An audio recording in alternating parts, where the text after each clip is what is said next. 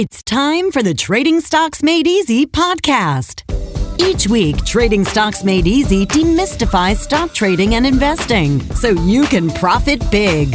And now, here's the host of Trading Stocks Made Easy, the wealthy investor, Tyrone Jackson. Well, hello there. It's Tyrone Jackson, the wealthy investor, and you know how happy I am to have you right back in the saddle with me. And I mentioned this on another episode.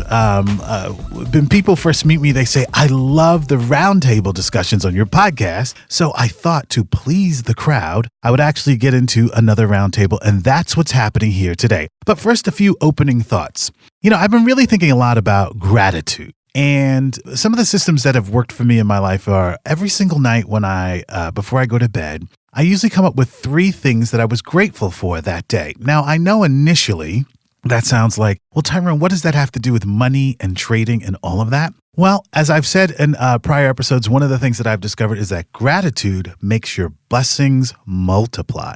Because I tend to focus my mind on what's working, and that's what I get more of. So when I am trading, if I'm in a gratitude moment and I find a pattern that works for me, I tend to duplicate that pattern while I am trading stocks. Now, for those of you who have yet to make your foray into the stock market, this might not make much sense, but there are many of you who already have trading accounts. So when you're in a trading pattern that actually works, try practicing gratitude.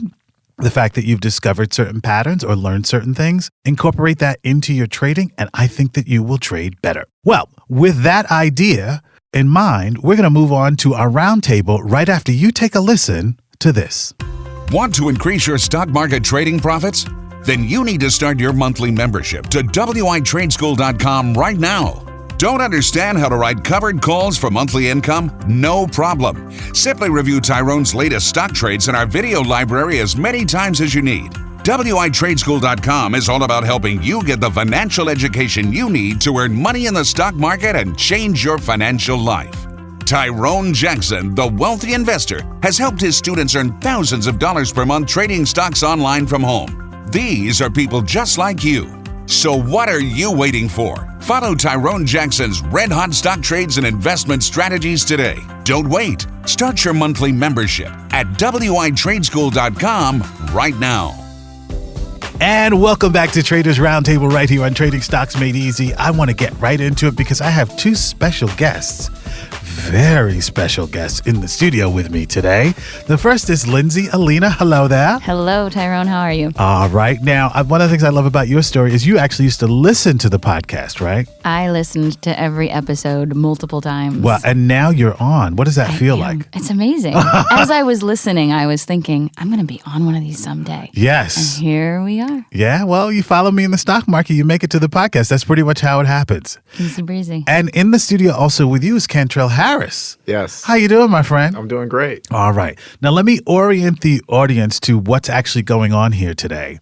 And the reason I wanted you guys to come in and be part of the Roundtable series is because you are both in your first year of trading. Is that right? Yes. Okay. And I try to do this show and be of service of people who have actually had no experience in the stock market, and they get to learn from your experience. So I'm going to start with you, Lindsay. I know what you do for a living, but I'm not sure if other people know what you do for a living. What do you do for a living, actually? I am a voiceover artist for a living. You're a voiceover artist for a living. Can you mention some of the products you represent or no? Oh, yeah. Fabletics. I do some McDonald's stuff. I've done a lot of stuff. And Fandango, all sorts of things. Don't you also do little boy voices? I do kids' Can we just hear what that sounds like? I hate to put you on the spot. Put on the spot.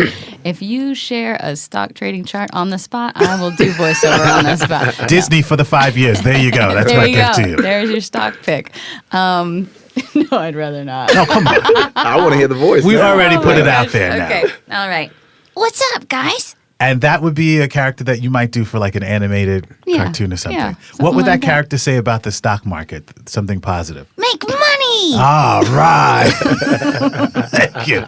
Now that we know what you do for a living, what attracted you to the stock market? And you seem to be one of those people. You've done very well. And how many months have you been trading now? Just under a year, 11 months. So you're right at the beginning. Yeah. What attracted you to the stock market initially? I liked that with voiceover, we get residuals for our work. We do a commercial, we get residual checks in the mail. That market has shifted some, and I like that in the stock market, I can get a residual income that has kind of gone down a little bit in the work that I do. So I like numbers, and I like creativity, and those two things are basically the stock market. Yes. So it's a way to be creative, but also crunch some numbers and get those checks, get that extra income on the side. Very nice. Cantrell, now you have got to be one of the hardest working people I know, right? We were talking before we were recording, and you have a wide range of endeavors that you're involved with. What attracted you to the stock market? I lost a lot of money before. Okay. On your own? On my own. Okay. On my own. And so when my good friend Eugene Thomas actually brought the opportunity and told me about you, and I heard his podcast that he did, I was like, okay, let me go in to actually meet and see what you're talking about. And I'm always a money guy. My background is I graduated with a CPA degree. And so it's all to what Lindsay's point is about residual income. I'm an actor as well. I do real estate. I have an IT consulting business. Part of that IT consulting business actually has a subscription-based model as well and getting those residual payments. So it's like, again, okay, let me start making residual income based off of the stock market as well. Okay. Now you also develop real estate. Yes. Right. And do you have multiple properties? Yeah. So right now I'm actually in the development phases. Prior to I had probably over 10 rental properties. Now at this time I'm actually developing units. And so I'm actually developing units back on the East Coast, and I'm starting a development here in Los Angeles, California too as well. So I'm kind of like all over the place. I don't know how you do it. And you have two gorgeous little girls. Yes. So you're a dad on top. Well, actually, both of you are parents on top of everything. On top of it. Yeah. Okay, let's talk about mindset for success. A lot of people don't believe the kind of money that you can actually earn in the stock market is real. You guys are in year one. You're seeing the results, even if you got a little ahead of yourself. He's looking at Cantrell, not me, just to clarify. Listen to Tyrone. Okay. But you clearly both understand how much money is to be made trading just from home or wherever it is that you're going to be. But before we get to the money and the potential and charts and all of that, I wind up teaching people first to shift their mindset. In other words, that $10,000 a month is real. It's not pie in the sky. You can actually do that. You can actually create that if you develop the mindset for residual income. Since you have both already been successful at what you do professionally, other than mindset, what are the other beliefs or techniques that you think would benefit people if they were to adjust their habits or their thinking? Cantrell, we'll start with you. I would say actually, when I first started in your class, I learned everything from you, right? Foundation and so forth. And I started with covered calls.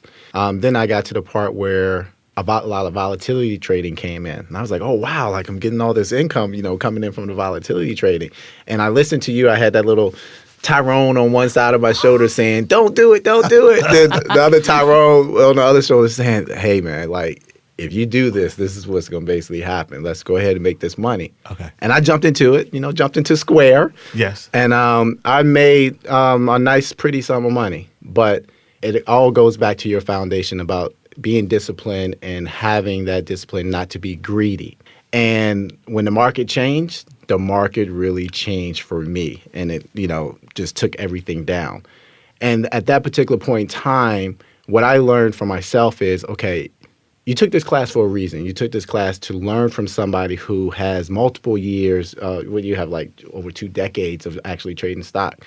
And you've done stuff before where I myself have lost money. So start listening to the person who's made money, who is wealthy. Mm-hmm. And I actually took that to heart and started putting that discipline into place. And, I will say, listening to you, putting that discipline in place and not getting beside myself and getting greedy, now I see where I'm getting like, $5,000 to $10,000 a month, consistently a month. I'm not having to worry about, taking losses like I have before.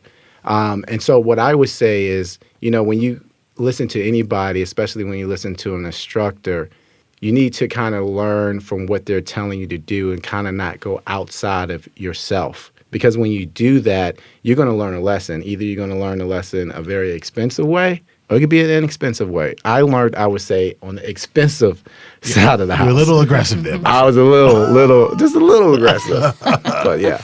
Lindsay, other tools, mental, intellectual, that people could use that you would pass on if they want to be successful in life? Yeah, I would say if you're interested in something, anything, if it's this, great, to just dive in and do it. But I would say I'm kind of more like the tortoise and the hare. I'm a little more like the tortoise. I showed up for the race. I signed up for the classes. I'm taking in all the information, but I'm taking the slow road as far as winning the race, just one step in front of the other, learn it all, listen to what you say, follow those drills and, that kind of thing, instead of shooting wild like a cowboy and figuring it out the hard way. So maybe the opposite of Cantrell. As she says that, she looks at me. Yeah. Is this why you chose us for this podcast? It's like, here's one way and here's another. Yeah. So I went quickly as far as diving in the first year, getting into, all the classes and listening to the online videos and binge watching those multiple times a day and listening to the podcast and all of that. But that's me collecting all the information before actually pulling triggers and executing the trades and, all of that. So the money has been very steady. It's been that consistent monthly target for 6-7 months and then upping it and now consistent again. So that's been really good. It keeps me happy and my husband happy and everything's copacetic. So yeah. So jump in, but then learn and take it one step at a time. Yes. And one part of being a successful trader is you have to learn when to calm down emotionally. I find this really interesting because I like introducing this entire new world to people.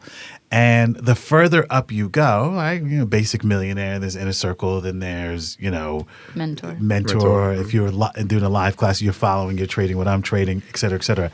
What has surprised you most in your first year, either about the stock market or about success? In other words, has there been a trade that has surprised you? I did a lesson not too long ago about how institutions trade, and we were all trading as if we were a hedge fund, and you were doing trades with, $10, $15 million. What has surprised you most, Lindsay?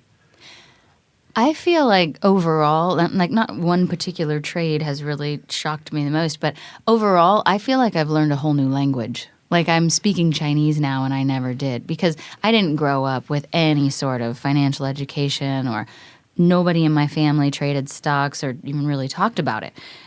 So this is a whole new, just like when I got into voiceover, it's its own language, it's its own beast. You have to know what an ABC is and you have to know your timings and you have to know all this stuff. And it's not rocket science, but it is a language and it is an art and a practice, And so I feel like I'm speaking Mandarin Chinese or something. And I realized, too, this most surprising thing is I don't have anybody around me other than the people in this program that are doing this. So I'm trying to get other people involved so that I can speak Mandarin Chinese with them. Yes, to your whole friendship circle. On a Monday or a Tuesday or a Wednesday, So that's, I think, the most surprising thing to me is how far removed from the stock market I was and had no idea. And I think it's scary for a lot of people, but it doesn't have to be. Right. Like once you start learning the language, then you get it and it starts clicking and building and it just starts coming off your tongue, rolling off the tongue a little easier as I stutter. Yes, of course. It's not rolling off that easy. No. We're still learning, right? I remember for me, early on, maybe in year 1 or year 2, because like you, I didn't grow up with a family that was financially literate, right? So we didn't know how much money was on Wall Street. We knew that there were people in the world who had money, but how they made it, we didn't know. I was amazed at how big the market was. So, for example, you know how we look at open interest on certain charts and we know how many contracts are hanging out there at that particular strike, et cetera, et cetera? Right. I didn't realize that there are trillions of dollars per day flowing through the stock market. And that's why I was seeing a lot of these big houses and fancy cars and people who had big houses and fancy cars and another house somewhere because their wealth was ultimately connected to the stock market. I also didn't realize how many people inherit stocks. Right? So we all have kids here. We can all buy stocks and start an account, let's say just a blue chip account, and just with the idea of like, okay, I'm going to pass that on to my kids in 17 years. Cantrell, anything like that surprise you about this world? Yeah, I'm just like everybody else here, you know, raised in a middle income family. My parents never said the word stocks out of their mouth at that particular point in time. And so, you know, when I graduated, I was reading the Black Enterprise magazine, you know, coming out, putting 20% of my 401, you know, to 401k and all that. And then the tech market just dropped. And so at that particular point in time, I was trading at that time too as well, but I was trading based off of the hot name that's out there. And I was reading my books about, you know, kind of how to trade, but I was just going off of what was the hot name. But, you know, since I've taken your class, now I know, you know, the difference between like the blue chip stocks as compared to the growth stocks and why hedge funds are attracted to those blue chip stocks and why they, you know, move from here to there. And just like you said, Lindsay, it's an art to this whole thing. And I didn't know that dynamic that went with it. And I think that if I would have learned that dynamic back then, I still wouldn't be as successful as I have been since, you know, joining your class. But it would have saved me a lot of money at the time. And, you know, hedge funds, when you start to think like a hedge fund, I know with me, I take a lot of risk just in general. But if I start thinking like a hedge fund and that the money is not my money, I even think differently about how I handle my money at that particular point in time, because now it's just like, okay, a hedge fund, they're not going to take certain risks because it's not their money. Right. And if they screw up, that's the end of them. And so I started taking that philosophy into my trading now. Okay, Cantrell, you are a hedge fund. The hedge fund is your money. If you lose this money, basically, and I kind of put it on my daughters, they're going to be mad at you because that's their money, Right. you know? Right. And when I started taking that technique and based off of what you said with the skills, with, you know, cover call trading and bear call trading, that's when I really started to learn how to trade and how to look at stocks and not get all excited about the glitz and glamour and lights of these bright-eyed stocks that are, you know, that we have now, and why companies are into Microsoft and Disney and so forth like that, because they're going nowhere and they pay dividends. Yes. They pay dividends. And so as long as you don't let greed get in the way, you know, I think you're fine. So you found a way to slow my roll. down. Yes, I was just going to say Slow that. my roll. Right. So now you can trade with discipline. Yes. Right, because I often say when I'm teaching, you know, for those of you who are making money at the higher level, like this is a game between you and you, because I can pass on the knowledge and information to you, but it's somewhere along the line, you're the one who's clicking that mouse, but there's a lot of emotion and intellectual processing that goes into just the click. Yeah. Right. So if it's all going to be emotion, that may work when the market is bullish. But when there's a reversal, right? It's a reversal. It's a reversal, and you want to have the skill. Lindsay. Maybe that's why I'm like the tortoise, because I was pursuing professional golf, and that's a game against me and me. And you have to be very emotionally steady, or you're going to hit a wonky shot. Okay. You know, so it's very much one shot, another, and stringing it together and staying cool and calm and collected and all of that. So I just as you were explaining that, I was like, oh, right. that registers, that clicks. Because you probably already cultivated that skill and integrated it into golf. So to translate that into the stock market, no problem, right? Yeah. It makes That's me feel interesting. bad. So you play golf. Would I play miniature golf or something? You're on like a blind date, mini putt-putt, I don't know. Hey, I look at it like, you know, you can't be hard on yourself. No, it's just not that, at all. You know, Those are big lessons. those are really you big know? lessons. Yeah. Yeah. Yeah. And I've had some lessons still. I mean, the reversal that happened in October, November, December, I learned so much in that time. Right. I just didn't get hit as hard, I think, Yes. as some people that maybe were out there stretching a little further. But it's still learned a lot. Yeah. And also, I am of the belief you really haven't earned your stripes until the entire market pulls back. And you live through that. And you Right. ultimately realize, oh, that magic word retracement. Yeah. Right? It happens 100% of the time. Yeah. Maybe not in every stock that you own, but the market in aggregate comes back. Hey, after this break, I want to talk to you guys a little bit more about some of your experiences and this newfound belief system and mindset that you have. What happens when you start to introduce it to other people? More Trading Stocks Made Easy right after this. Want to increase your stock market trading profits? Then you need to start your monthly membership to WITradeschool.com right now. Don't know which stocks to choose for trading in today's market? No problem. Just follow Tyrone Jackson's hot stock picks inside WITradeschool.com. At WITradeschool.com, you can also follow Tyrone's weekly stock market tutorials and investing advice. Plus, each week you can submit your trading and investing questions directly to our staff, and Tyrone will answer them as part of our weekly video Q&A sessions. Begin your membership right now and you'll get instant access to WITradeschool.com's video library. That means you'll get to know all of Tyrone's major and minor trading strategies, including covered call writing and volatility trading for fast, sexy profits. Tyrone Jackson, the wealthy investor, has helped his students earn thousands of dollars per month trading stocks online from home. These are people just like you. In addition to his successful podcast, Tyrone's editorial content has been featured on CBSMoneyWatch.com, NASDAQ.com, and YahooFinance.com. So what are you waiting for? Follow Tyrone Jackson's red-hot stock trades and investment strategies today.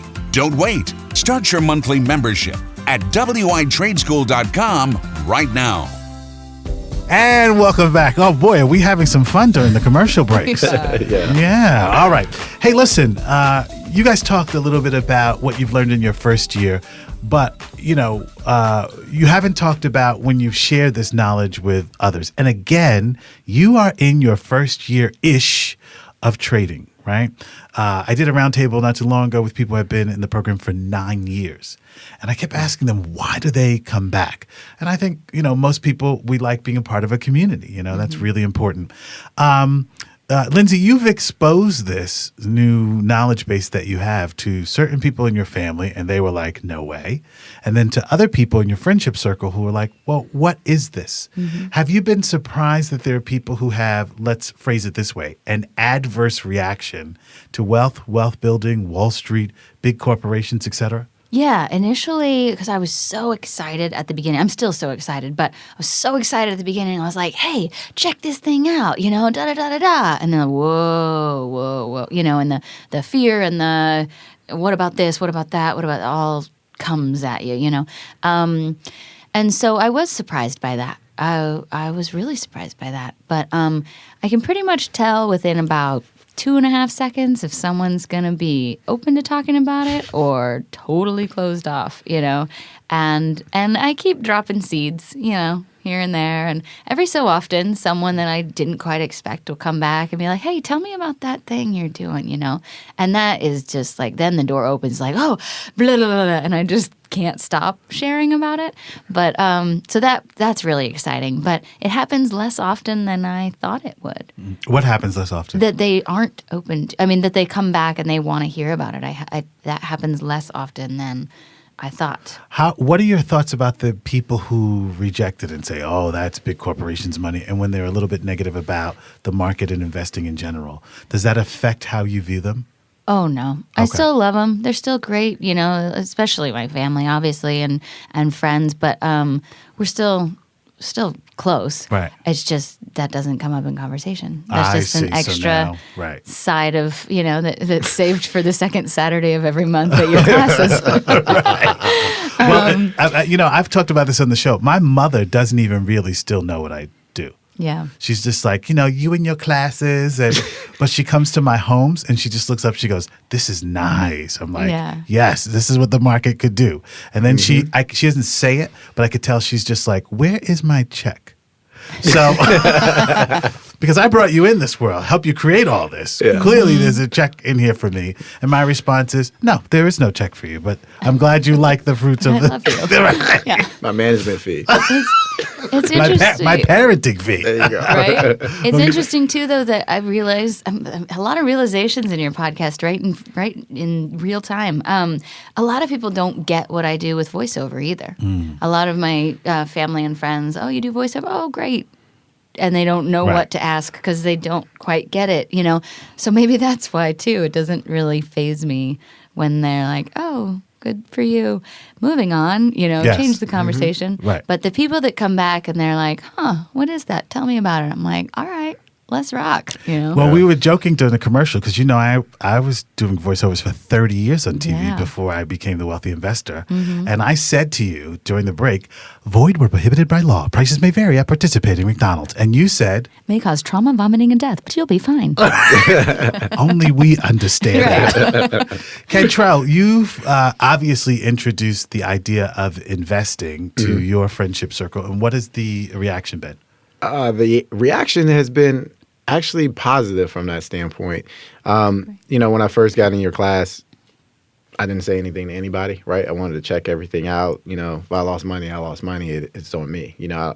But then I started telling people, hey, you know, I'm starting to generate this, you know, residual income base. And they're just saying, oh, really? Like, when can I see about it? Oh, wow. Or can you teach me about it? It's more so, can I teach you about it? And I'll say, yeah, I could teach you about it, but you actually need to come to this class to actually learn how to do it.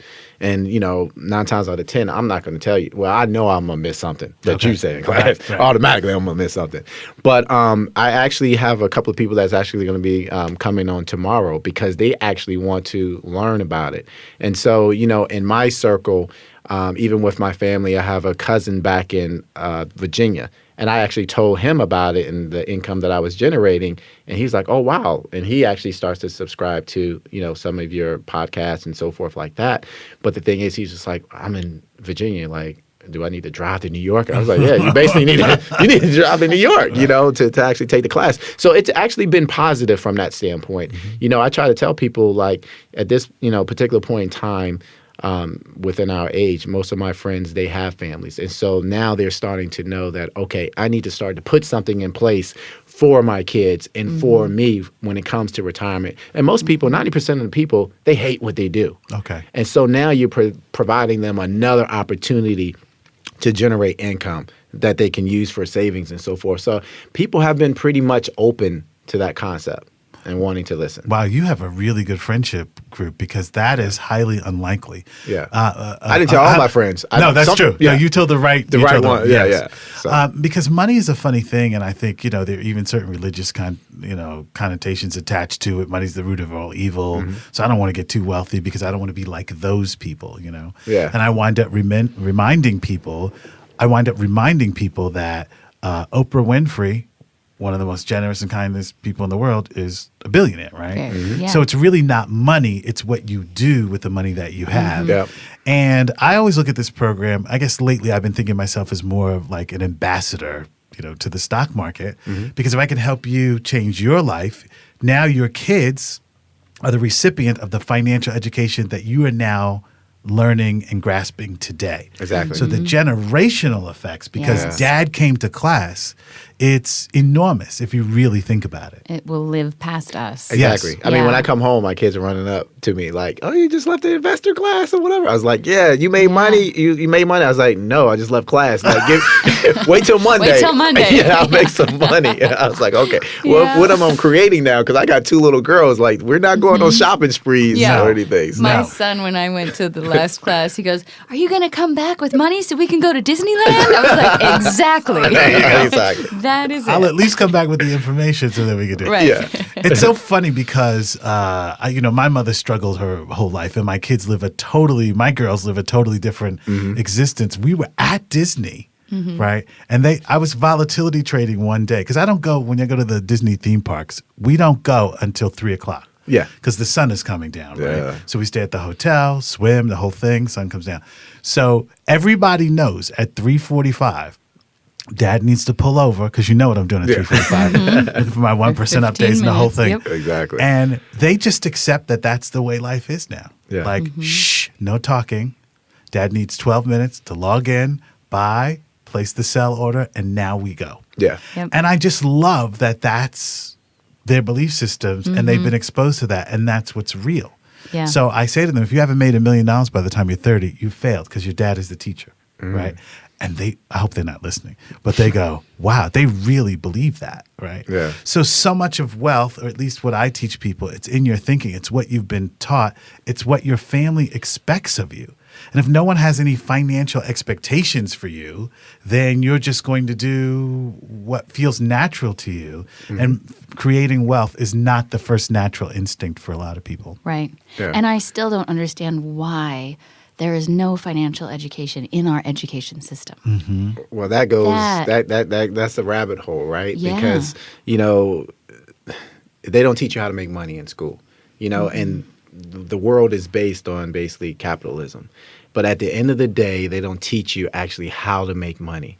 And the reason for that is they basically are teaching you to work for somebody else. There you go. There you go. I mean, Yeah. so they're teaching you how to work for somebody else. And that's why when we grew up, we didn't hear about that. But now with the internet and electronics, now knowledge is starting to, dwarf what back in the day with our parents, everything was basically in a book. And if people weren't reading what's in a book, then you're not going to know about it, right? Correct. So, But I agree with you. The public school system and to some extent the private school system in the United States is training a workforce, exactly. right? Yeah. Yeah. For the people who are the wealth creators. Yeah. Right. And thank goodness for podcasting because, I get to get this message out Yeah. to help people with their consciousness to make better choices about their financial life. Exactly. You guys have been absolutely amazing in this segment. I want to do another show when you come back and we talk about options trading.